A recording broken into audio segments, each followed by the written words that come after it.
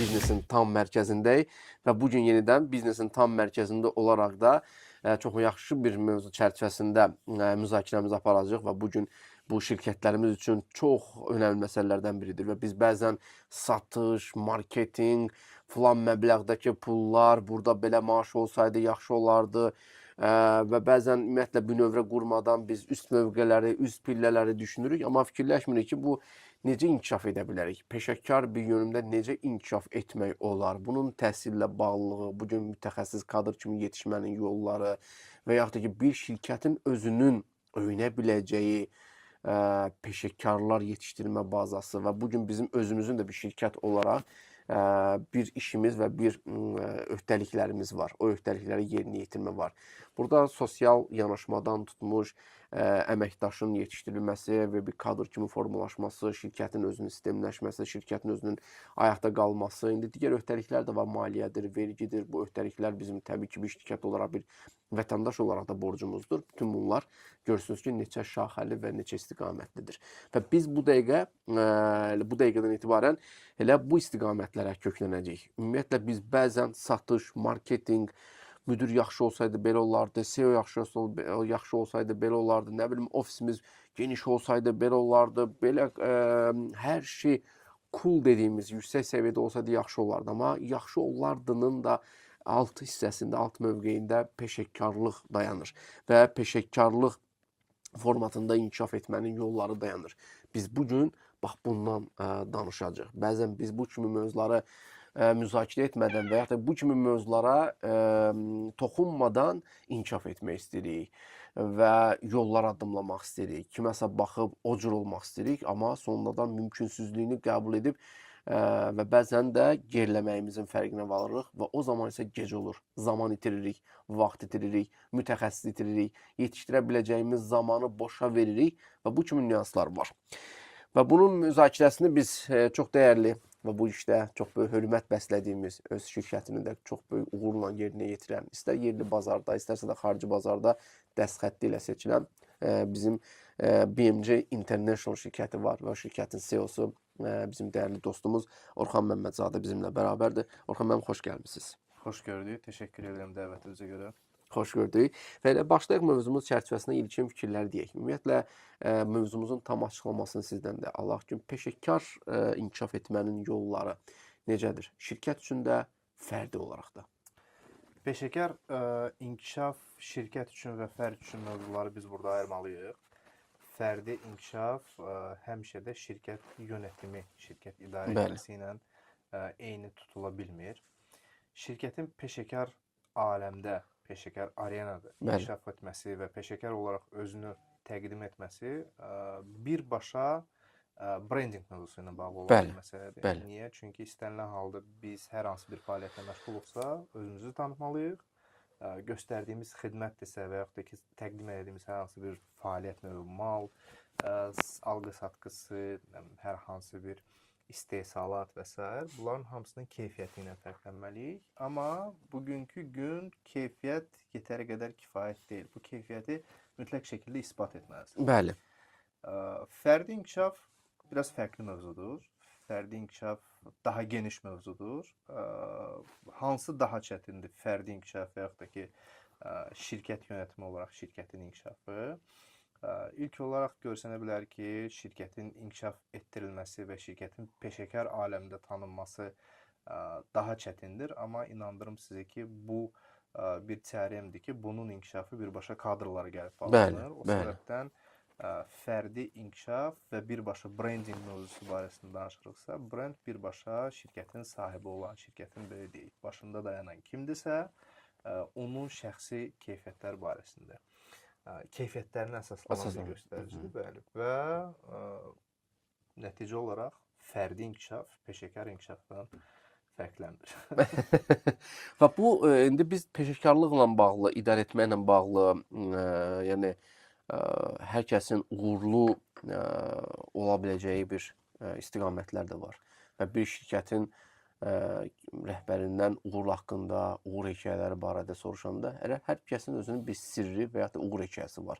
Ümumiyyətlə, bunu toplu halında desək, ümumiləşdirsək, ümumiyyətlə, uğur nə deməkdir?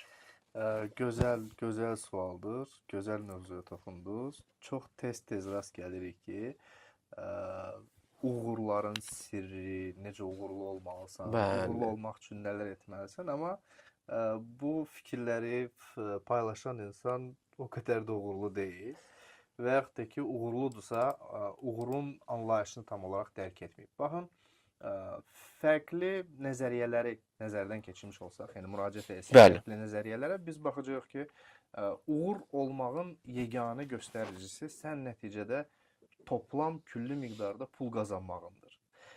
Və misal üçün küllü miqdarda pul qazanmış insanlar, peşəkar karyerdə uğurlu olmuş insanların hərəsinin ayrı-ayrılıqda həyat yolu barəsində bəzi hallarda kitablar yazılır, bəzi Bəli. hallarda hər hansı bir şəkildə mülahizələr paylaşılır, qısa video çarxlar təqdim olunur və s. və ilaxır. Uğurlu insanlar daha çox pul qazanandırmı? Uğurlu insanlar top şirkətdə CEO olandırmı? Uğurlu insanlar daha çox necə deyirlər, qüdrətə sahib olanlardırmı?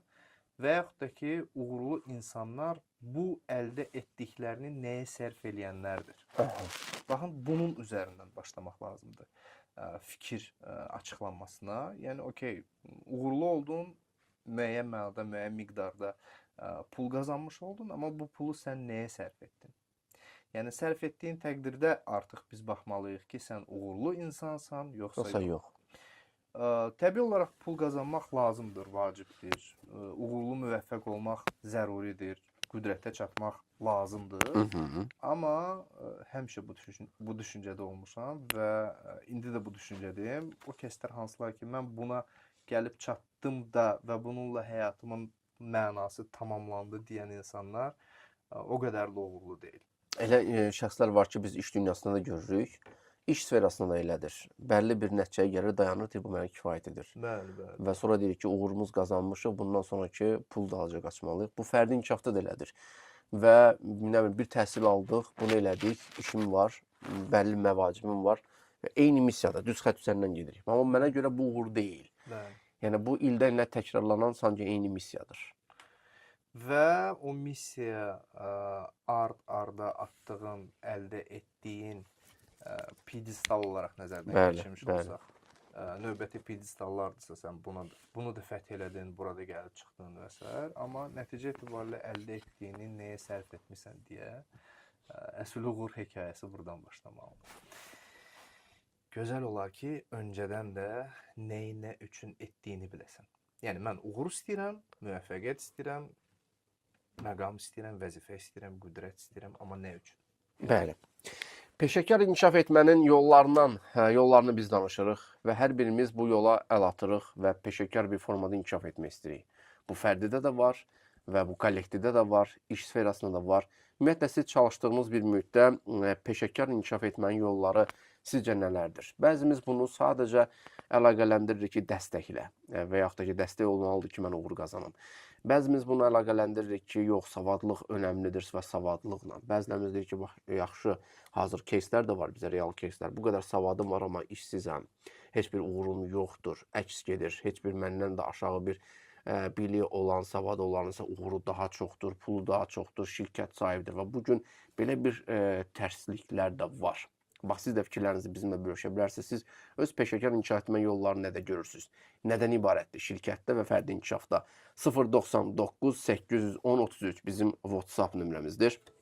Və bu an etibarən həm yaza, həm də səsli mesaj göndərə bilərsiniz. Mesajlarımız gəlib, indi onları da səsləndirəcək. Mənim də özümün suallarım var bizim dəyərli qonağımıza, dostumuza. Siz də suallarınızı göndərin. Birazdan bizim Araz FM-in TikTok səhifəsindən də canlı yayımız olacaq. Və həmçinin də bizi Araz FM-in Facebook səhifəsində canlı olaraq izləyə bilərsiniz. Mesajlarınız gəlsin, sonradan davam edəcək. Efirimiz davam etməkdədir, dəyərli dostlar. Mikrofon önündə mən Rüfət, digər mikrofon önündə isə BMG International şirkətinin rəhbəri Orxan müəllimdir. Orxan müəllimlə biz söhbətimizi davam etdirəcəyik və xeyli də suallar da gəlməkdədir. İndi suallar üzərindən də biz davam edərik və birinci elə suala keçsələk, öz sualların çərçivəsindən indi dinləyici sualına keçid edək, sonra davam edərik. Bilir, mənim 35 yaşım var, Orxan müəllim. İşimdə yaxşıyam, amma necə yaxşı olduğumu heç kimə göstərə bilmirəm. Yəni yaxşının izahını verə bilmirəm. Brendinq mövzusunda utancaqlıq necə aradan qaldırıla bilər? Özümü qürurlu göstərmədən işdə öz nailiyyətlərimi necə satmalıyam yaxşı olduğum halda? Təşəkkür edirəm suala görə dinləyiciyə. Deməli, birincisi, işimdə uğurluyam, amma heç kim mənim uğurlu olmağım barəsində bilmir. Bəli. Burada iki sual formalaşır. Bəlkə o qədər də uğurlu deyilsiniz. Düşünürsünüz ki, uğurlusunuz. Aha. Deməli, burada nəsə üzərində daha çox işləməyə Çalışmaq var. Aha. İkincisi, uğurluyam, amma uğurlarımı təqdim edə bilmirəm yanaşmasında bir çox hallarda biz bu kimi gedişata rast gəlirik. Yəni mən şəxsən özüm, bilirsiniz ki, biz kütlə ilə işləyirik. Bəli. Kadrlar yetişdiririk. Yəni kadr yetişdirəndən sonra bir müddət onları nə edirik? Bir müddət deyil, yəni demək olar daim peşəkar uğur əldə olması üçün ara sıra nə edirik? Müzakirələr, fikirlər və s. Və həmişə bir məsləhəti hamıya verirəm ki, nə iş gördünsə o işi görməyi, gördüyün işi daha doğrusu təqdim etməyə bacarmalısın. Bəli. Mən bu işi gördüm. Burada artıq utanmaq, çəkinmək, qürurlu görsənmək, bu bir peşəkar xüsusiyyət kimi yanaşmalısan buna ki, mən bu işi gördüm.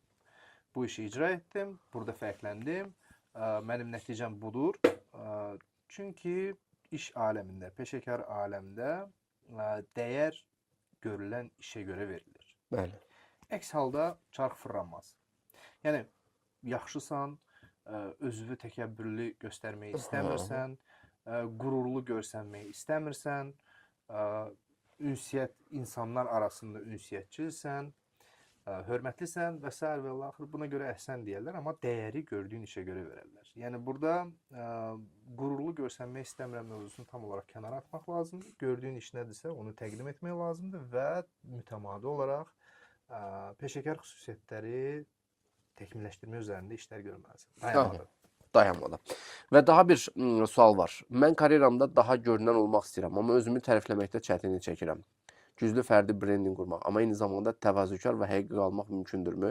Bunu necə balanslaşdırmalıyam? Əslində bayaqki məsələ ilə yaxşı uyğunlaşır, amma burada müəyyən qədər fərqli cavablandıraq. Öz nümunəmdən bir, necə deyirlər, öz təcrübəmdən bir nümunə paylaşım. Bu yaxınlarda bir qrup yoldaşım var. Şəxsi mesaj yazıb. Deyir ki, ara sıra elədiyimiz çıxışları paylaşırıq. Personal branding niyyəti ilə və s. Deyir, dinlədim, çox maraqlıdır, çox qızıl fikirlərdir. Bu fikirlər çox dəyərlidir və s. Lakin deyir, baxıram deyir sənin səhifəvə. Sənin səhifəvə baxdığım təqdirdə görürəm ki, like sayı az, nə bilim, repost sayı az. Amma orada nəsə fərqli bir, belə deyək də, yəni gündəmdə olan fərqli mövzular toxunmuş olsan və yaxud da ki, başqa bir yöndəmdə olan mövzular təqdim etmiş olsan, daha çox baxış sayı olacaq və s. Və vurğulayıram, deyirəm ki, əslində bu normal bir gedişatdır. Çünki mənim şəxsi peşəkar səhifəmdə də belə izləyicilərin sayı o qədər çox deyil, amma hamısı aktivdir. Hamısı mütəmadi olaraq izləyənlərdir və orqanik artım üzərindən biz gedirik. Heç bir şəkildə yalandan təqibçilərin sayını çoxaltmaq üzərindən getmək kimi niyyətimiz heç vaxt olmayıb. Və bu tam olaraq normal bir gedişatdır ki, bugünkü gün intellektual content defisiti yaranıb. Yəni, paylaşımlar arasında intellektual kontentin acı olan insanların sayı getdikcə çoxalır. Nə kimi paylaşımlar var, gündəmdə olan mövzular nədir, nəyə toxunulur, hansı əldə qayırma sözlər, necə deyərlər, el sözünə çevrilmiş olur, kimin ağlına nə gəldi danışır, o danışılan mövzuda belə deyək də, yəni dillər əzbəri olaraq bir müddət trend olur, sonra yeni trend... Sosialda trendə çevrilir, istəməsək belə. Bəli, və o trend, yeni trend əvəz olunana qədər və istər-istəməz bu kimi bir kütlə formalaşır ki, həmən o mənasız, yöndəmsiz ifadələr, sözlər, hərəkətlər onların trendə çevrilməsini oturub gözləyirlər. Sabah mən hansı trend üzrə, trenddə olmalıyım, yəni hansı gedişat... Nəsə bir yeni bir şey, belə deyək, dırnaq arası icadım edək. Bəli. Və bu gedişatda da intellektual paylaşımların sayı getdikcə azalır. Bundan çəkinmək lazım deyil. Yəni kəmiyyət yox, keyfiyyət. Keyfiyyət. Mütləq şəkildə keyfiyyət. Niyə? Çünki keyfiyyət üzərindən sən getdiyin təqdirdə 85-15-ə nisbəti var. Vacib deyil 85%-ə sən necə deyirlər, öz əhatə olaraq həmin o 85%-in içində olsan, 15%-in içində ol. Hansı ki, intellektual kontentin tələbkarıdır. Amma qoyduğun xətt üzrə davam et. Yəni qara PR mövzusu var, skandallar yaratmaq mövzusu var. Bəli, bəli. Süni şəkildə hər hansı bir gedişatları, cərəyanları formalaşdırmaq məsələsi var ki, bax burada hər hansı bir şəkildə intriqa var, o var, bu var. Mən düşünürəm ki, bunların heç birinə ehtiyac yoxdur. Çünki əgər fəaliyyətin, ortalığa qoyduğun əməyin dəyərlidirsə, mütləq şəkildə dəyərləndirilmiş olacaq. Suallar ardı-arası gəlir. Gəlin vaxt itirmədən bir dənə də sual keçid edək. Dil büdcə məhduddur. 10-16-dan yazıblar bizə. Dil büdcə məhduddur. Bahalı kurslara da gedə bilmirəm.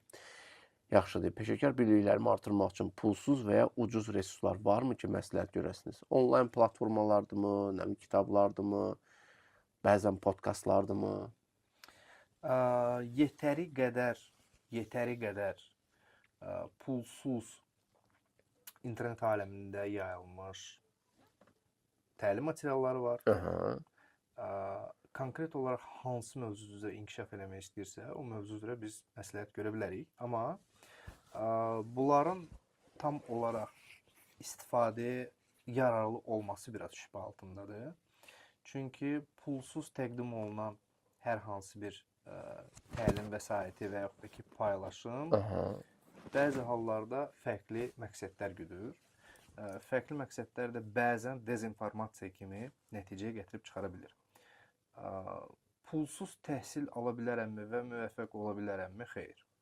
Yəni, pulsuz neysə əldə eləyim, yəni çalışıb qazandığın pullar üzərindən özünə sərmayə olaraq yatırmağa əsirgəməməlisən.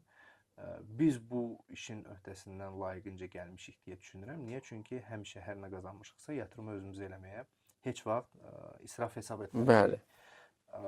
Və bugünün özündə də belə düşünürəm ki, nə qədər özünə sərmayə yatırma edinsə, bir o qədər sənə gələcəkdə geri dönüm etmiş olur. Baxın, büdcəm azdır, vəsaitim yoxdur. Əldə olan pulsuz alətlərdən istifadə edin, amma pullusun əvəzini verməyəcək. Deməli 099 810 33 bizim WhatsApp nömrəmizdir. Fikirlərinizi bizə yazmaqda davam edə bilərsiniz. Və daha bir suala keçid edək. Hər kəs deyir ki, şəbəkə qurmaq, networking lazımdır. Mən introvertəm və insanlarla tanışlıq etməyə nifrət edirəm deyir. Bilmirəm, gülüş formasında deyib, amma mənim kimi biri üçün brendingini inkişaf etdirmənin ən münasib yolu, sakit variantı varmı? Əgər insan tam olaraq introvertdirsə, bir çox networking, yəni insanlar üzrə tanışlıq, şəbəkəli tanışlıqlar, sahibkarlar arasında ünsiyyət olan məclislərdə iştirak edədiyimə görə bir nümunə paylaşmaq istəyərəm ki, eyni deyilən kriteriyalara aid bir sahibkarla görüşmüş olduq, bir məclis idi. Və həmən məclisdə adam öncədən də demişdi ki, bəs mən tam olaraq introvertam, hər kəs özünü təqdim etmə mərasimində gəlib çatandan sonra qısa olaraq özünü təqdim etdi. Təqdim edəndən sonra sadəcə olaraq böhründə oturan adam nədir? Yəni, qısa olaraq bunların arasında nəsə bir söhbət oldu. Özü də belə pıçıltılı söhbət. Nə işlə məşğulsuz, mən bal istehsalçısıyam, bal istehsalçısızsa, mən də filan bankda misal marketinq rəhbəriyəm və s. Və bir müddət keçəndən sonra həmən məclisdən adam nədir? Yaxşı bir yüklü müqavilə ilə ayrılmış oldu. Həmən banklardan kiçik bir kən olaraq, yəni qablaşdırılmada bal sifariş edirdi, korporativ hədiyyə olaraq təqdim etdilər. Nəticə etibarilə bir müddət keçəndən sonra bunun gördüyü iş brendləşdi. Aha. introvert olaraq qaldı. Hələ də heç kimlə ünsiyyət qurmaq Qurm. belə. Aha. Yəni onun üçün o qədər də asan bir şey deyil. Ünsiyyət qurmaqda çətinlik çəkir, amma artıq işi peşəkar olaraq aparır. Yəni introvertam, özüm əlaqə qura bilmirəm insanlardan, məcazi mənada nifrət edirəm ünsiyyət qurmaqdan, belə deyək, necə dinləyici bu qoyubsa. Müəyyən mənada işi peşəkarlara həvalə etmək olar, amma işin xatirinə nə etməlisən? Sadəcə olaraq əgər qorxu varsa, psixoloji Bəli. olaraq müəyyən mənada qorxuya gətirib çatıbsa, orada artıq müəyyən psixoloji trüklərdən istifadə etmək lazımdır. Yəni mən qarşımdakı insanla ünsiyyət qurmaqdan çəkinirəmsə, ehtiyat edirəmsə, mən özümdən söhbət etmiş kimi onunla davranmalıyam. Çox sadə bir element var. Yəni introvertlər üçün işlək bir funksiya Var mı mexanizm? Bəli, təbii olaraq. Yəni ən azından özüm özlüyümdə tək qaldığım təqdirdə özümlə söhbət etməyi bacarırammı, bundan başlamaq lazımdır. Bacarıramsa qarşı tərəfdə sanki özümü görmüş kimi ünsiyyət qurmalıyam. Yəni burada ən əsas qorxu, psixoloji qorxu gəlib əsaslanır ki, mən nə isə deyərəm, Elə səhv anlaşılar. səhv anlaşılmış olar, hörmətdən düşmüş olaram və s. və ilaxır.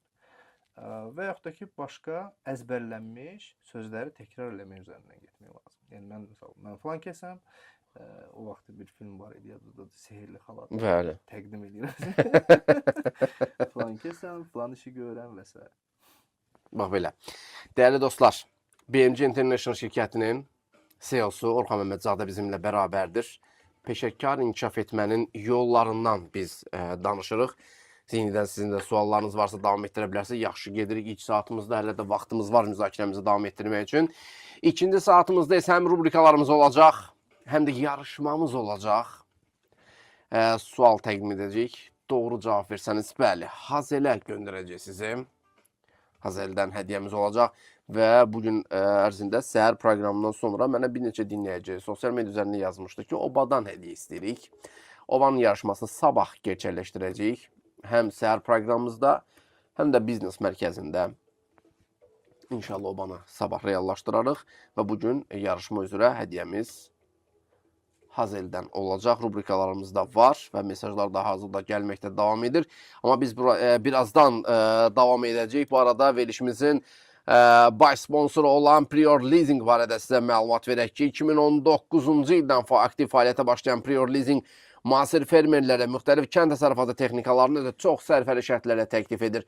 Artıq kənd təsərrüfatı sahəsində çalışan fermer dostlarımız köhnə texnikalara, sahədə uzun qalan və xarab bir vəziyyətə düşən texnikalara ehtiyacınız qalmayacaq. Çünki siz həm dünyaca məşhur brendlərə məxsus texnikalara əldə edəcəksiniz və üstəlik də onu güzəştli şərtlərlə, imkanlarla, kampaniyalarla əldə etmiş olacaqsınız. Çünki fermerlər bu texnikalara, bu yeni texnikalara, müasir texnikaları 60 ayədək faizsiz lizinglə əldə edə bilərlər.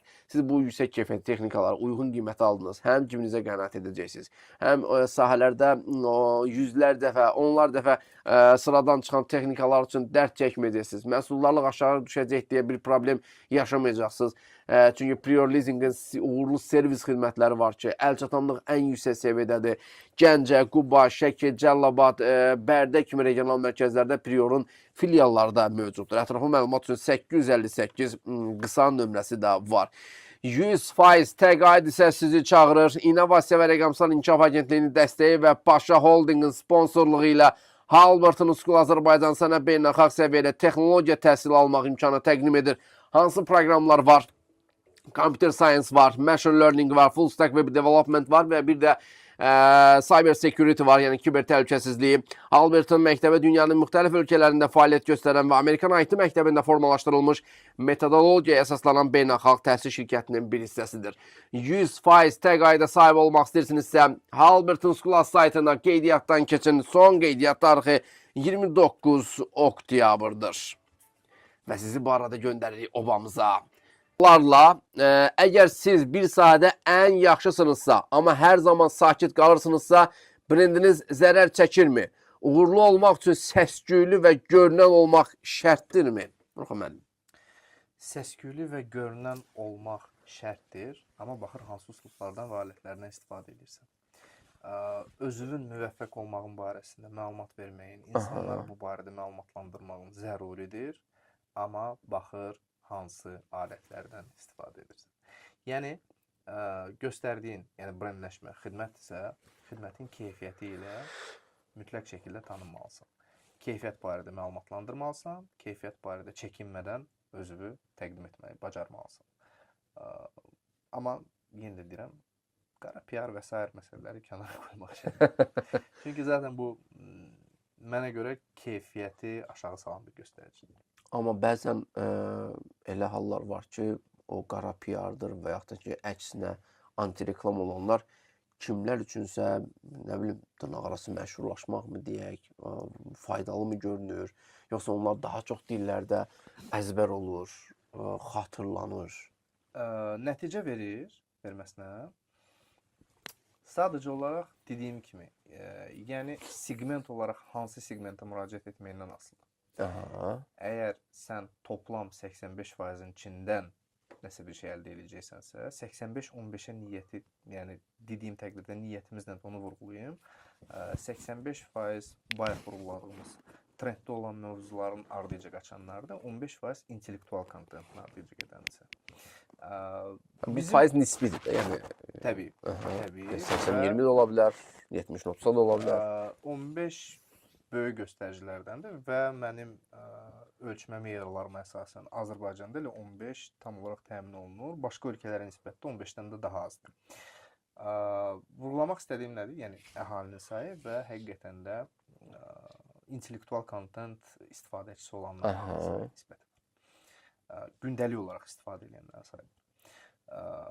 Əgər sənin təqdim etdiyin 85%-ə şamil olunursa və 85%-dən sən geri dönümü gözləyirsənsə, o zaman siz dediyiniz alətlər labuddur və istifadə olması üçün, müvəffəq olmaq üçün yetər qədər dəyərlidir deyə bilərik. Keyfiyyət, intellektual kontent, məxsus olaraq göstərdiyin xidmət 15%-ə rast gəlirsə, o zaman o deyil. O cavabı gözləyirdim. Və davam edəcək. 4 sualımız qalıb və əlavə suallar da dinləyicilərimizdən gəlirsə təqdim edəcəyik.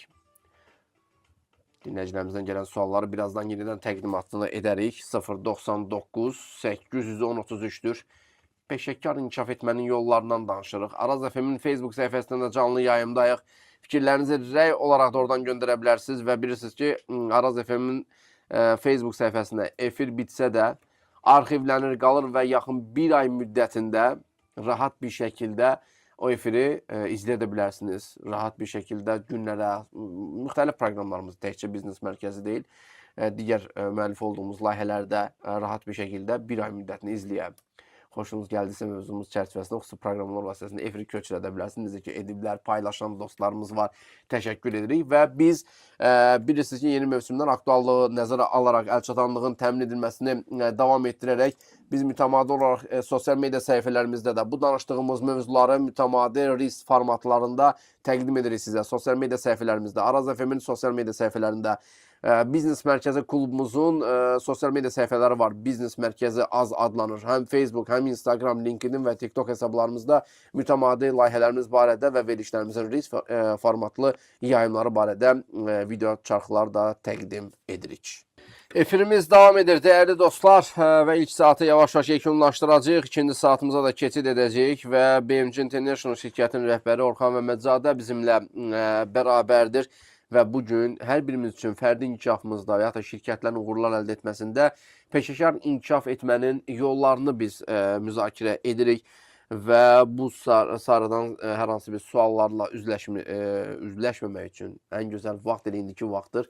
Bəzən bizim efirlərimizə, sizin efirləriniz sanki bizdə təlim təəssüratı bağışlayır. Biz məqsədimiz də maarifləndirməkdir. Məqsədimiz də insanlarımıza, yerli şirkətlərimizə bu imici tanıtım imicini, maariflənmə imicini təqdim etməkdir. İnanın ki, bəzən biz öz sözdə dediyimizə özümüz də əməl etmirik. Bəli, sözdə, tədbirlərdə çox görmüşük, nə bilim, pafoslu çıxışlar, ay biz belə edəcəyik, biz bunu etməliyik kimi nüanslar, onun tətbiqinə gələndə neçə faizini tətbiq edirik, bax, bu da maraqlı məsələlərdən. Orxan müəllim necə dedi bayaqlara?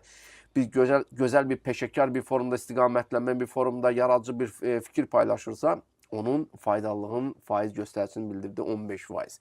Amma gəlin görək bir atəşli, alovlu bir şey edək və yaxud da ki, hər hansı bir istiqamətlənmə, özümüzü tanıtmaq üçün ucuz bir reklam edək və yaxud hayküylü bir xəbər formalaşdıraq öz aləmimizdə və o daha çox qəbul olunacaq. Bilmirik bu nədən irəli gəlir.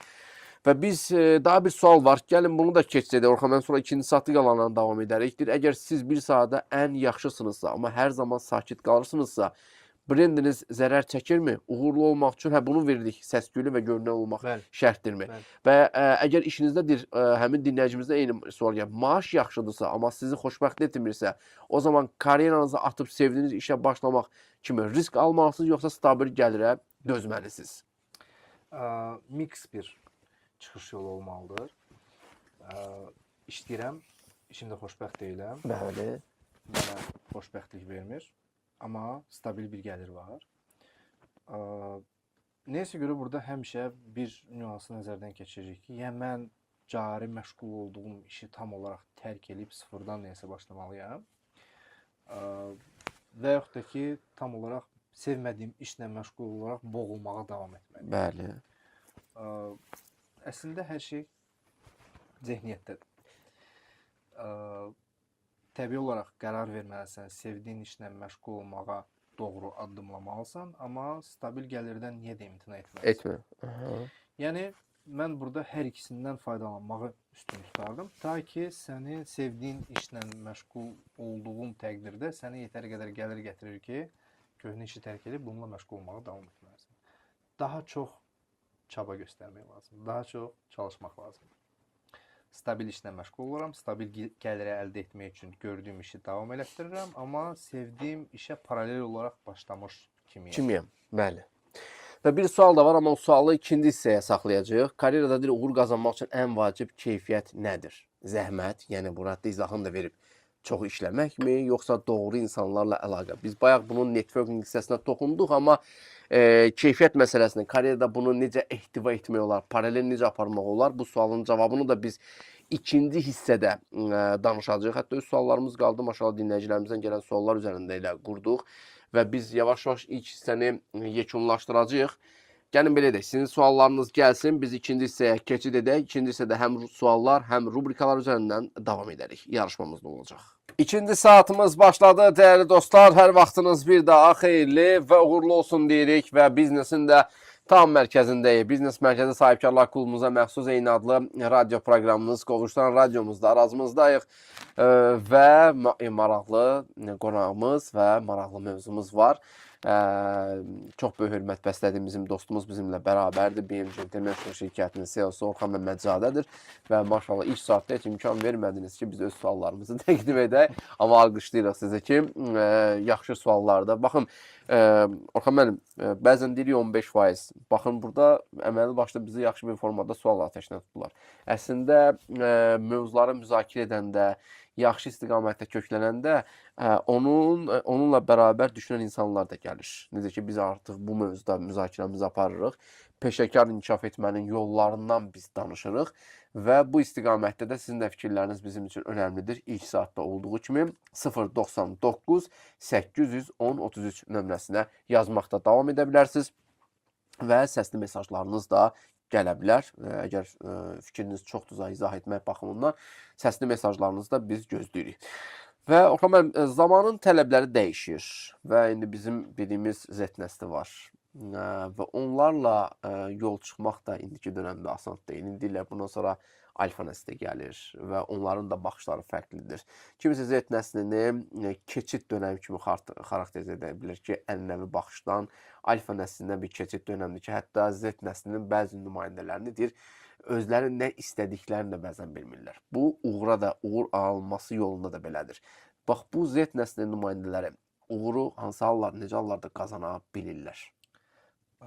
Bu barədə bu yaxınlarda kiçik bir müzakirəmiz olmuşdu. Z nəsli dediyimiz nə ilə fərqlənir?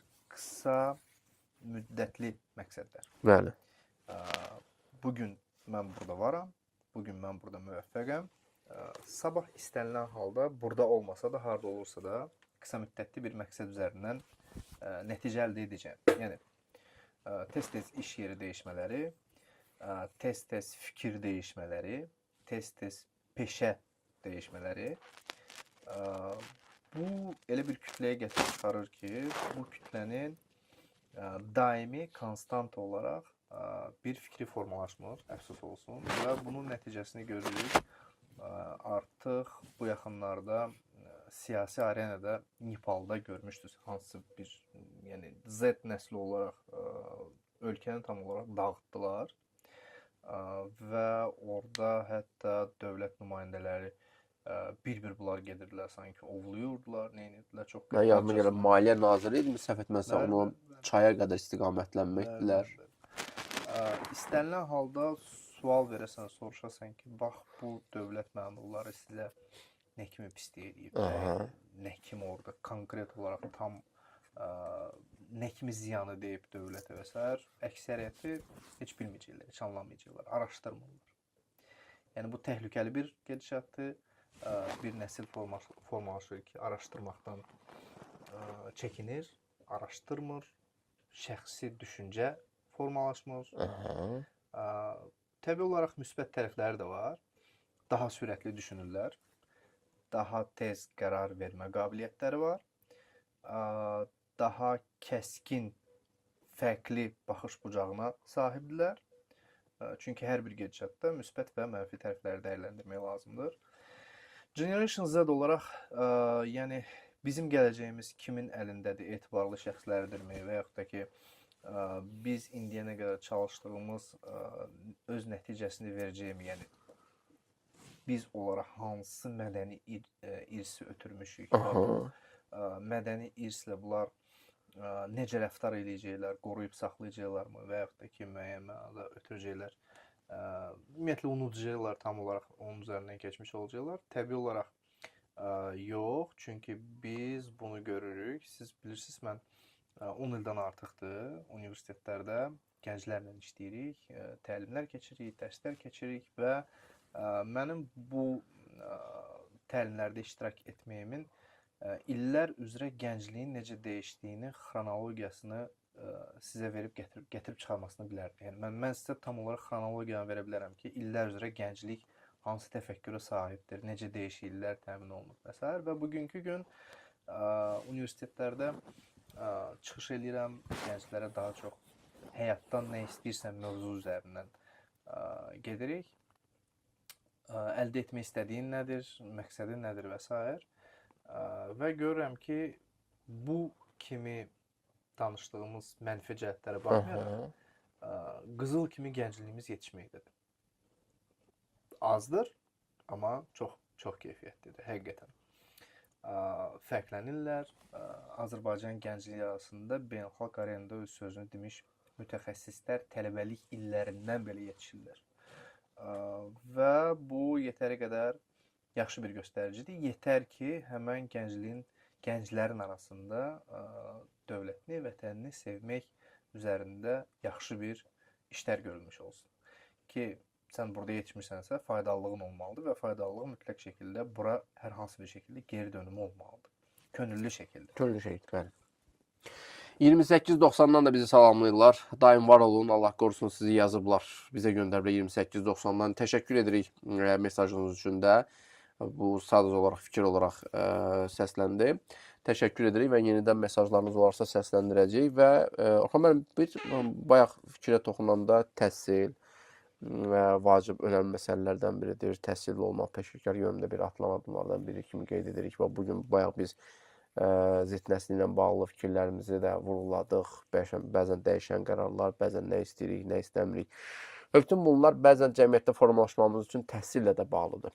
Təhsil bir fundamentdir, təhsil bir növrədir Və bizim indiki dönəmdə dəyişək bu IT texnoloji həllər dönəmi üçün maraqlı olan кейslərdən biri də həm offlayn, həm də onlayn təhsildir. Yaxşı, bəs bizim bugünkü dönəmimizdə hazırda onlayn təhsil alaraq da mütəxəssis kimi tanınmaq olur.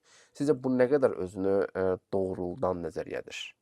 Çox işləy bir alətdir. Çox faydalı bir alətdir. Bəzi peşələr var ki, onları qısa müddətli onlayn və yaxud da ki, offlayn təhsil kurslarımı, yəni qısa müddətli təhsil proqramları almaqla müvəffəq olarsanmı? Təbii olaraq olmazsan. Misal, həkim qısa müddətli oxumaqla müvəffəq ola bilməz. Ümumiyyətlə mümkünsüzdür. Hüquqşünas mütləq şəkildə davamlı və uzun müddətli təhsil əldə etməlisən. Amma sair mütəxəssis yetişdirmə proqramları var ki, qısa müddətli, amma effektiv öz təsirini göstərmiş olur. Bu proqramlardan yararlanmaq, faydalanmaq dəyərlidir. Bundan istifadə etməyə hər bir kəsi tövsiyə edirəm. Yaxşı olar ki, bu beynəlxalq səviyyəli sertifikatlaşma üzərindən keçən bir proqramlar və təlimlər olsun. Onlayn olsa, xaricdən almış olsanız möhtəşəm olar. Və biz özümüz də dünyada istifadə olunan fərqli innovativ həllərin Azərbaycanda Azərbaycanlaşdırılmış şəkildə transformasiya olaraq təqdim olması ilə məşğuluq. Maksimum çalışırıq, dediyim kimi, ən yeni həlləri burada tətbiq etmiş olaq. Söhbət IT həllərdən getmir, söhbət biznesin idarə etməsi, maliyyə, iqtisadiyyat və bu kimi sahələrdə tətbiq olunan alətlərdən gedir. Mümkündür, yaxşıdır, faydalıdır, istifadə edin. 49-27-dən bizi salamlayırlar. Deyir, salam, aleyküm salam, qonağınıza salamlayıram. Və Orxan bəyə sualım budur ki, sıfır kapital ilə biznes qurmaq olar fikir realdır, yoxsa əfsanədir?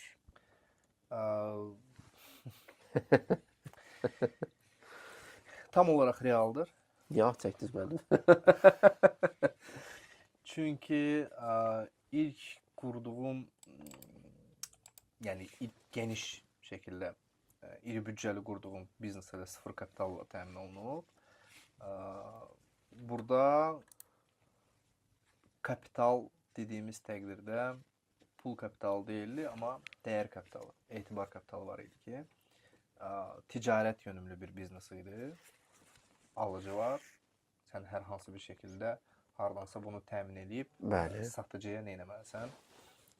Çatdırmalısan və alıcıdan, yəni həmən o, necə deyirlər, satıcıya qədər çatdırılma mərhələsində ki, ticarət yönümlü bir biznesdir. Sən həmən malın pulunu ödəməlisən və yaxud da ki, bir müddət həmən malın təchiz olunmasına dair, yəni pulun çatdırılmasına dair zəmanət dayanmalısan. Burada da artıq şəxsi nüfus önəmlidir, bəli. Bəli, önəmlidir. Ki, bu üslubdan istifadə edərək sıfır kapitalla geniş, iri dövriyyəli bir biznes qurmağa müvəffəq olmuşam. Heç bir şəkildə əfsanə deyil. Əfsanələr biznes aləmində ümumiyyətlə olmur. Bunlar hamısı real keyslər üzərindən formalaşan nümunələrdir. 7357-dən də bizi salamlayırlar. Təşəkkür edirik. Qonağımız adaşım Orxanı da salamlayıram. Orxan İdrisov bizə yazıb. Təşəkkür edirik. Orxan mən də sizi salamlayır bir dinləyicini olaraq. Suallar yenidən gəlməkdədir. Dəyərli dostlar, bizim yenidən bir neçə dəqiqəlik fasiləmiz var. Reklama keçid edirik. Efirimiz davam edir. Dəyərli dostlar, hələ yarım saata yaxın vaxtımız var. Ona görə də həm müzakirələrimizi davam etdirəcək, həm rubrikamızı edəcək, həm də yarışmalarımızı reallaşdıracaq və bu arada elə vaxt itirmədən istərdik ki, rubrikalarımıza da başlayaq. Günün valyuta məzənnəsi. Azərbaycan Mərkəzi Bankının bugün olan rəsmi valyuta məzənnələrinə əsasən ABŞ dollarının məzənnəsi dəyişimi 1.7 manatdır. Avronun məzənnəsi 0.4% artaraq 1,97 manatdır. Rusiya rublunun məzənnəsi isə 0,7% azalaraq 2,7 manat təşkil edir. Bir İngiliz funt sterlingi 2,27 manat, bir Türk lirəsi isə təxminən olduğu kimidir 0,4 manat.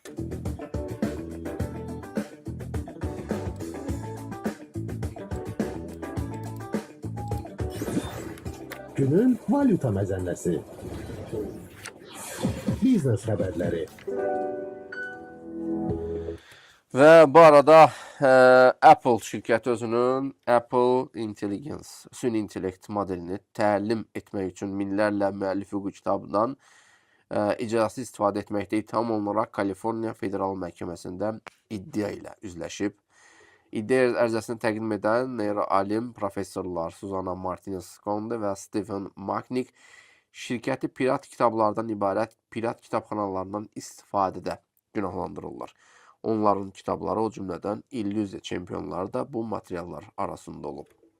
Bu, OpenAI, Microsoft və Meta kimi texnologiya şirkətlərindən qarşı açılan SI təlimində müəllif hüquqlarının pozulması ilə bağlı çoxsaylı məhkəmə işlərinin ən yenisidir. Xatırladaq ki, Anthropic şirkəti oxşar iddiaya görə 1,5 milyard dollar təzminat ödəməklə razılaşmışdı. Məhz professorlar Apple-dan müəllif hüquqlarının pozulmasının dayandırılmasını və pul təzminatı tələb edirlər. Məncə müəllif hüquqları bir tərəfdən, yəqin ki, pul təzminatı məsələsində daha iddialı hesab edirlər. Bu arada Microsoft şirkəti Windows 10 əməliyyat sisteminə rəsmi dəstəyi 14 oktyabr tarixində dayandırır. Bu qərar kompüterlərin təhlükəsizlik yeniləmələrini almayacağı və bunun nəticəsində viruslara, hacker hücumlarına qarşı daha həssas olacağı deməkdir. Hazırda dünya üzrə kompüterlərin təxminən 43% hələ də Windows 10-dan istifadə edir. İstehlakçı qrupları bu dəstəyin dayandırılmasını istehlakçılar və ətraf mühit üçün fəlakət adlandıraraq lazımsız elektron tullantı və xərclərə səbəb olacağını bildirirlər.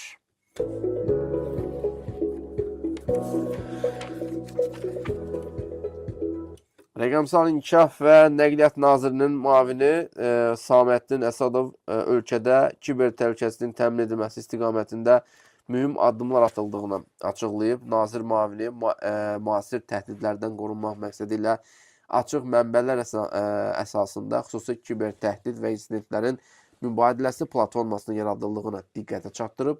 Artıq 30-dan çox dövlət qurumu bu yeni platformaya qoşulub. Məlumat mübadiləsinə yanaşı, həmçinin milli kompüter insidentlərinə qarşı mübarizə mərkəzi ilə beynəlxalq tərəfdaşlar arasında vahid məlumatlandırma mexanizmləri də qurulur. Kadr potensialının artırılması məqsədi ilə İsrailin Texnion Universiteti ilə əməkdaşlıq çərçivəsində təlim proqramı da həyata keçirilir. Bu proqramda 500 mütəxəssisin hazırlanması nəzərdə tutulub.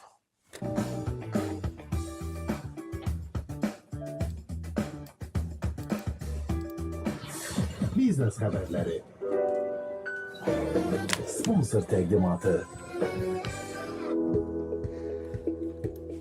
Və bu arada verilişimizin baş sponsoru Prior Leasing'dən sizə məlumat verək. Kənd təsərrüfatı sahəsində çalışan dostlarımıza, fermerlərə səslənirik ki, Prior Leasing'də əlçatanlıq ən yüksək səviyyədədir. Əgər siz müasir texnikaları əlçatanlıqla əldə etmək niyyətiniz varsa və cibinizə qənaət bir formada əldə etmək niyyətiniz varsa, özdə artıq köhnə, sıradan çıxmış texnikaları unutmaq lazımdır. Çünki müasir texnikaları əlçatanlığı ilə, uyğun qiymətlə sizə Prior Leasing təqdim edir.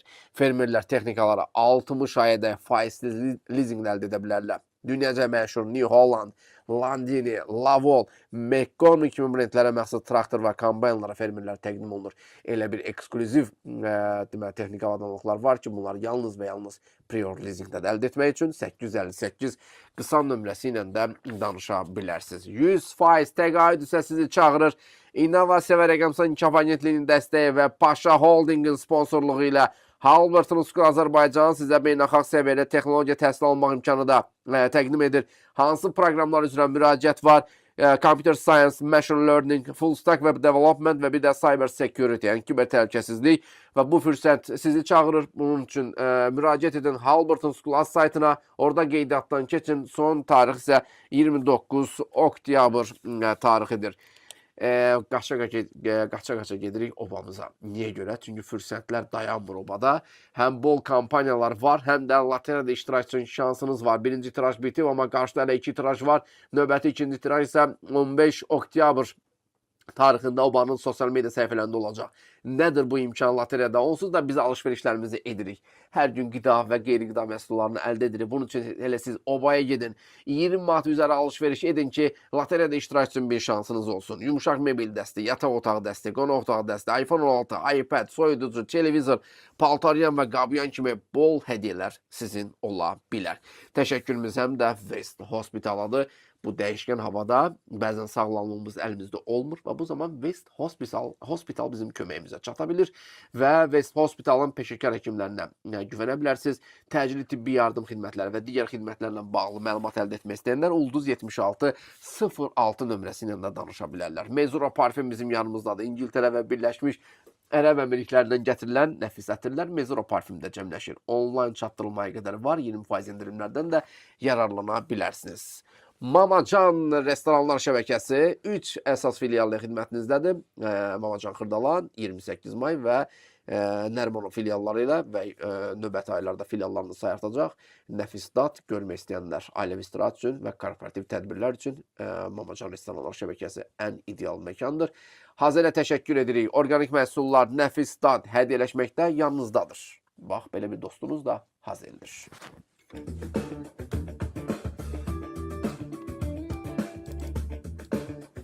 Hazır olun. Yarışma başladı. Gəlin sualımızı da təqdim edək vaxt itirmədən. Söz verdiyimiz kimi sualımıza doğru cavab verib birinci olsanız sizə hədiyyəmiz Hazel'dən olacaq. Düzgün hesab etdiyiniz variantı bizim WhatsApp nömrəmizə göndərəcəksiniz. 099 810 33. Bax, bu nömrəmiz ixtiyarınızdadır. Kakao dənələri Mərkəzi Amerika xalqları üçün müqəddəs sayılırdı. Xüsusilə Maya və Aztek sivilizasiyaları bu dənələri yeməkdən başqa həm də hansı vacib məqsəd üçün istifadə edirdilər? Kakao dənələri Mərkəzi Amerika xalqları üçün müqəddəs sayılırdı. Xüsusilə Maya və Aztek sivilizasiyaları bu dənələri yeməkdən başqa həm də hansı vacib məqsəd üçün istifadə edirdilər? 099 810 33 ixtiyarınızdadır. Yazın cavabınızı, gəlsin bizim WhatsApp nömrəmizə. 099 810 33. Sualı bir daha da səsləndirirəm. Kakao dənələri Mərkəzi Amerika xalqları üçün müqəddəs sayılırdı. Xüsusilə Maya və Aztek sivilizasiyaları. Bilirsiniz, Maya xalqları, Azteklər yaşayıblar. Maya və Aztek sivilizasiyaları bu dənələri yeməkdən başqa həm də hansı vacib məqsəd üçün istifadə edirdilər?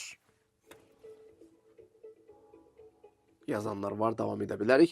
Biz isə peşəkar inkişaf etmənin yolları müzakirəsi çərçivəsində Orxan Məmmədzadə ilə sualımızı və mövzumuzu davam etdiririk. Bayaq bir sual var idi, ondan kənar qaldıq, gəlin onun üzərinə də davam edək. Onlardan biri də, deməli, mən həmişə perfeksionist olmuşam, amma indi görürəm ki, bu məni ləngidir. Tez-tez işə başlamaqdan qorxuram, çünki ideal alınmayacağını düşünürəm. Belə bir halla səhv etmiş oluram-mı? Perfeksionizm müəyyən mənada bir xəstəlikdir. Bu xəstəlik, yəni psixoloji olaraq bir göstəricidir. Hər şeyin mükəmməl olması heç vaxt mümkün deyil. Bunu başa düşməliyik. Həmişə hər şey mükəmməl ola bilməz.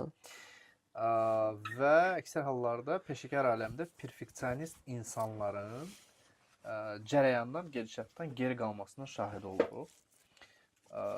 Nə yalan deyim, məndə də bu var, amma... Doğrudan deyirsiniz. Bəli. Yəni, hər şey mükəmməl şəkildə olmalıdır, ta incə detallara qədər. Bəzi hallarda bizim staf bu gedişatla əlaqədar mən tərəfdən əziyyət çəkir. Əməkdaşlar, bu dəqiqə mən o gülümsəməsində şahidiyəm.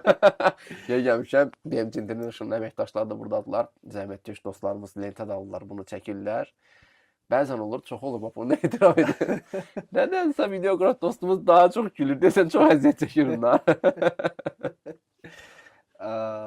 Amma perfeksionist olan insanlar bir şeyi tam olaraq özləri üçün qərar verərək tətbiq etməyə başlamalıdırlar ki, dediyim kimi hər şey mükəmməl ola bilməz. Aha. Və mən hər şeyi mükəmməl etmək istədiyim təqdirdə artıq bir də görürsünüz ki, mövzu öz aktuallığını itirir. Sürətli şəkildə olmalıdır. Tam olaraq mükəmməl olmasa da vaxtında iş təmin olunmalıdır. Olmasa perfeksionist amma özüm üçün ortalıqda gördüyüm heç bir faydalı iş olmayacaq. Əfsus olsun belədir. Şəxsən özümdə bunu aşılamağı bacarmışam. Bu əvvəlki dönəm üçün bir fərqiniz varmı? Elə sizin üzərinizdən bu кейsi davam eləsək, yəni sizdə də o hər şey mükəmməl olmalıdır tendensiyasına nə qədər aşa bilmisiniz kollektiv və komanda ilə? Tam olaraq, yəni daha əvvəlki gedişatla müqayisə eləmiş olsaq, yubanmalar var idi. Bir də görürsünüz deadline'ları, yəni tim daxili hansısa bir deadline qoyurduq. O deadline vaxtında çatdıra bilmirdik. Mütləq şəkildə hər hansı bir tədbir görülürsə, o tədbirdən öncə bütün incə detallar hamısı incəliklə təmin olunmalıdır, müzakirə olunmalıdır, heç bir şey nəzərdən yayınmamalıdır və s. və axır nəticə etibarilə tədbir və yaxud da ki, hər hansı bir mərasim, hər hansı bir fərq eləməsi nə olursa olsun, hansı bir gedişat, cərəyan başladığı təqdirdə an etibarilə görürsən ki, həmişə nəzərdən qaçırılan hansısa bir gedişatlar olur. Onlarla da artıq yarandığı təqdirdə həll etmək üzərindən getməlisən. Əvvəlki dönəmlə indiki dönəmdə artıq görürəm ki, zaman o qədər sürətlə gedir ki, sən hər hansı bir mövzunun üzərində çox qala bilmirsən. Fürsətin yox, imkanın yox. Çox sürətli gedir gedişat. Ona görə yenə də hər şeylə mükəmməlini eləyirik.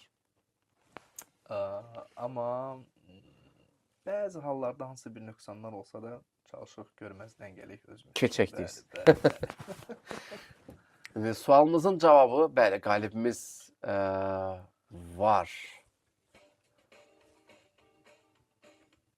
Qalibimiz özü də bizə baxın, bizi dinləyənlər bizim efirimizi həm avtomobildən, həm avtobusdan, həm metrodan, həm evdən, həm işdən və görürsünüzmü, fərqlilik budur. Və hazırda qalibimiz var. Orxan müəllim, siz bu sualın cavabını bilirsinizmi? Mən təxmin eləyə bildim. Hətta staffla da belə işarələrlə dedim ki, görürsən düzmü təxmin etmişəm yoxsa yox. Staff mənə düz anlamadı. Verdiyim işarəni düz anlamadılar. Amma təxminim nədən ibarətdir? Əgər bu müqəddəsdirsə və Kakao Beans müəyyən mənada müqəddəs alət olaraq istifadə olunubsa, böyük ehtimal o hansısa həmən o dini ayinlərin icra olması zamanı istifadə olunan bir alət olaraq istifadə olunub deyə düşünürəm. Dini ayinlərlə bağlı. Yəni müqəddəssə, ola bilər ki, hansısa həmən o ritualların yerinə yetirilməsi ilə əlaqədar. Amma kollektiv başqa şey düşünür. Sizin tim başqa şey düşünür. Pul mübadiləsi olaraq deyirlər. Ətir. Siz də pul deyirsiniz. Siz ətir. Bax, komanda üzv verirsən, fikirlər fərqlidir. Rahib dostum, siz nə deyirsiniz? Pul. Mən də pul deyirəm. Görək Nigar xanım nə deyir. Nigar xanım, hər vaxtınız xeyirli olsun. Nigar xanım, eşidirsinizmi bizi? Neçənci xəttədir? 2 yoxsa 1? Birinci xəttə bizdə. Eşidə bilirsinizsə? Nigar xanım, eşidə bilirsiniz bizi?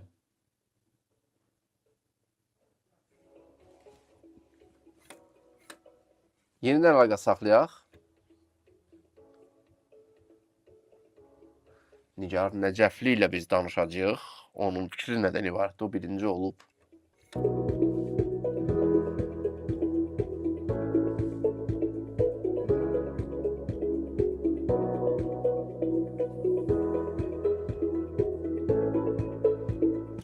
Bəli, yenidən cəhd edirik. Nigar xanım, hər vaxtınız xeyirli olsun. Hər vaxtınız xeyirli. Sağ olun, təşəkkür edirəm. Deməli, texniki problem siz tərəfdəymiş. Çünki biz ikinci dəfə yoxlamamızın səbəbi günahkar axtarmaq idi, tapdıq. Nigar xanım, necəsiz? Çok sağ olun, yaşayan siz necəsiniz? Sağ olun, teşekkür edirik. Sizcə kakao dənələri Mərkəzi Amerika xalqları üçün müqəddəs sayılırdı. Bəs oradakı Maya və Aztek sivilizasiyaları bu dənələri yeməkdən başqa həm də nə kimi, hansı vacib məqsəd üçün istifadə edirdilər? Pul kimi istifadə olunurdu, pul kimi. Pul. Bəli, pul, valyuta, mübadilə vasitəsi kimi istifadə edilirdi. Deməli, sizi təbrik edirik. Doğru cavabdır. Biz burada da indi bir neçə dostlarla bir rəy sorğular da keçirtdik, fikirlər də bölüşdük, fərqli fikirlər aldıq, amma əslində yaxşı bir haldır. Sizi təbrik edirik, doğru cavabdır və birinci siz göndərmişsiniz. Xeyli pul cavabı yazanlar vardı, amma birinci olmamışdılar, amma sizi təbrik edirik. Təşəkkür edirik sizə. Çox sağ olun. Sağ olun, mən də təşəkkür edirəm. Orxan müəllim, gördüyünüz kimi timdən də əksəriyyətində Fidan xanım da elə düşünmüşdü. Bəyimizin adını unutdum. Ad nə idi? Bilal. Bilal bəy, niyə ətir düşünmüşdünüz? Aha, Raif. Pul dostumuz. Pul düşünən. Pul. Siz niyə bəs dini ayinlərlə bağlı elədiniz Orxan müəllim? Sual yanaşması olaraq sadəcə o vaxt gündəmdə olan yetəri qədər qızılın olduğundan, yəni kakao beans pul mübadiləsi olaraq düşünmədim. Həm də O hansı əvvəlki şəkildə? sivilizasiyalara görə dediniz ki, düşünün, Azteklər, Mayalılar biraz yəni o dönəmin baxışı kimi düşündünüz. Bəli. Çünki ən çox qızıl tapıntıları sırf o ərazilərdə olub o vaxtda. Yəni hər hansı bir daha çətin emal olunan məhsul olduğu təqdirdə ağacdan dərilib də pul mübadiləsi olaraq istifadə olunan nə məntiq. Amma bəzən görürsən ki, bizim məntiqimizlə mayaların məntiqi arasında və yaxud da Azteklərin məntiqi arasında bir Xeyli fərq varmış. Bəli, fərq varmış, bəli. Bax belə, qalibimiz də bəlli oldu. Nigar xanıma Hazeldən hədiyyə təqdim edəcəyik. Qısa fasiləmiz var. Fasilədən sonra isə peşəkar inkişaf etmənin yolları ilə bağlı sonuncu sualımızı Orxan müəllimə təqdim edəcəyik. Dəyərli dostlar, yavaş-yavaş efimizin sonuna yaxınlaşırıq, amma son olaraq da bizim dəyərli dostumuz olan Orxan müəllimdən daha bir sualın cavabını almadan burada yola salmaq yoxdur. Orxan müəllim, öncəliklə çox böyük təşəkkürümüz var Orxan müəllimin özünə ki, dəvətimizi qəbul edib gəldiniz. Çoxlu sualları cavablandırdınız. O sualların qarşı tərəfdən verilən kimlərdir biz bilmirik. Ola bilsin orada suallar təqdimatının əsasında hələ də özünü iş dünyasına tapa bilməyən insanlar var. Məsələn, biri vardı, 35 yaşın var, hələ də özünü isbatlaya bilməyən insanlar var. Z nəsli ilə bağlı suallar verənlər vardı. Bəlkə də o sferada hələ də tələbə ikən, tələbəliyi bitirmiş və hazırda yeni addımlayan şəxslər var. Onlara sizin bir fikirləriniz bir örnək oldu. Buna görə sizə təşəkkür edirik Orxan müəllim, minnətdarlığımızı bildiririk və biz bilirik ki, BMC International olaraq da həm savadlı kadrların üzə çıxması baxımından, həm peşəkarların yetişdirilməsi baxımından çox fəal çalışırsınız. Bol təlimləriniz və seminarlarınız olur. Həm iş dünyasında olan insanlar üçün də bu təqdirə layiq aldı və bu işdə zəhmət olan bütün dostlara, komandanıza və sizə böyük təşəkkürümüzü bildiririk. Sizi tez-tez canlı yayımlarında biz görürük. O əzmkarlığı, belə deyək də, can yandırmanı ürəkdən. Buna görə də bir dostunuz olaraq və iş dünyasının adamı olaraq sizə təşəkkür edirik və çox sevinirik ki, belə ətrafımızda belə keyfiyyətli işini görə bilən və bunun nəticəsində etibar etməyə bacara bilən insanlarımız var. Buna görə sizə təşəkkür edirik. Xanım, sonuncu sualımız da bundan ibarət idi ki, mən bu sual vermədən yəqin ki, efir bitməzdi inşallah. Yəni, bəzən biz iş yerində də xaricdə olan və yaxud da xaricdən gəlmək, oxumuş, öyrənmiş mütəxəssisləri fərqləndiririk. Nədir səbəbi? Zamanə mi onu tələb edir, gedişat mı onu tələb edir? Yəni, hər kəs bunu edir, biz də edək, xaricdən gələn mütəxəssis. Yəni, xaricdən gələn bizdən nəyin fərqlənir ki? Xarici yanaşma nədən ibarətdir? Baxın, bir nümunə paylaşım sizinlə. Deməli, bu yaxınlarda bizim Avropada əməkdaşlıq etdiyimiz partnyorların biri Azərbaycana gəlmişdi. Diqqət yetirin, Azərbaycanda Formula 1 keçirilir. Adamın oğlu Formula 1 yarışmasına çatdırmayıb da, yaşı 20-dir. Amma Formula 1-in nisbətdə başqa bir yarışmalar olur. Orada özünü sınayır. Üzvlük haqqı nə qədərdir illik olaraq soruşdum. Yəni oğlun üçün həmən bu yarışmalarda iştirak etməsinə görə 500.000 civarında illik üzvlük haqqı ödəyirəm. Yalnız belə deyil də, oğlunun hobbisi üçün belə adlandıraq. Amma hələ də adamın yanaşma tərzi ondan ibarətdir ki, bu işi görək, bu biznesi görək və s. və ilaxır və need to survive yanaşması var. Need to survive, yəni mən işləməsəm sağ qala bilmərəm yanaşması var. Bizdə bu yanaşma o qədər də məşhur deyil. Amma Qərbdə hər şey kapitalizm üzərindən tam olaraq sıfırdan qurulub deyə. Çünki biz kapitalizm dövrünə keçid aldığımız 30 il civarındadır. Bəli. Ondan öncə fərqli təfəkkür formalaşmışdı. Biznes anlayışı yox idi, sahibkarlıq anlayışı yox idi. Sadəcə olaraq işləmək və ideya üzərindən biz ata-babalarımızdan belə görmüşük deyə. O fikir bizdə belə formalaşıb ki, sən çalışmalısan. Amma çalışmasan acından öləcəksən təfəkkür üzərindən getmirdi də bizdə. Amma orada tam olaraq çalışmasan sağ qala bilməyəcəksən yanaşması var. Və bunun üçün daha çox çaba göstərirlər, daha çox çalışırlar, daha çox dayanmadan nə qədər qazansam da azdır yanaşması üzərindən daha çox qazanmalıyam, irəli getməliyəm təfəkkürü ilə idarə olunurlar. Yaxşı cəhətləri də var, pis cəhətləri də var. Nəticə olaraq xarici təcrübə onu gətirib çıxarır ki, xarici mütəxəssis dediyimiz gördüyü işdə və sərmayə etdiyi tam olaraq keyfiyyət aspektləri üzrə tam olaraq lazım olanını görür. Çünki vaxtına qənaət eləyir, qənaət elədiyi vaxtda ona daha çox pul gətirməlidir deyə yanaşması var.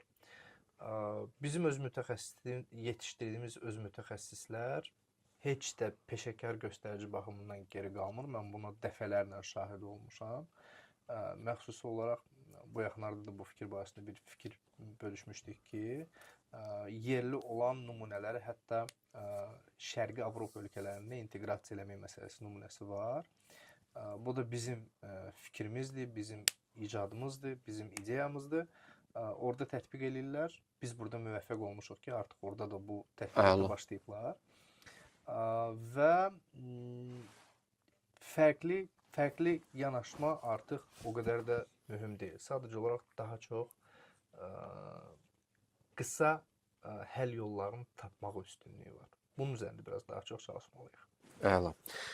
Orxan qardaşım, sizə təşəkkür edirik. Dəvətimizi qəbul edib gəldiyiniz üçün və sizə və komandanıza uğurlar arzu edirik. Və daima xoş xəbərlərinizi eşidək. Hər zaman yeniliklər edirsiniz və o yenilikləri biz dostlarda görəndə biz buna ancaq sevinə bilərik. Mən təşəkkür edirəm bu kimi fürsət yaratdığınız üçün.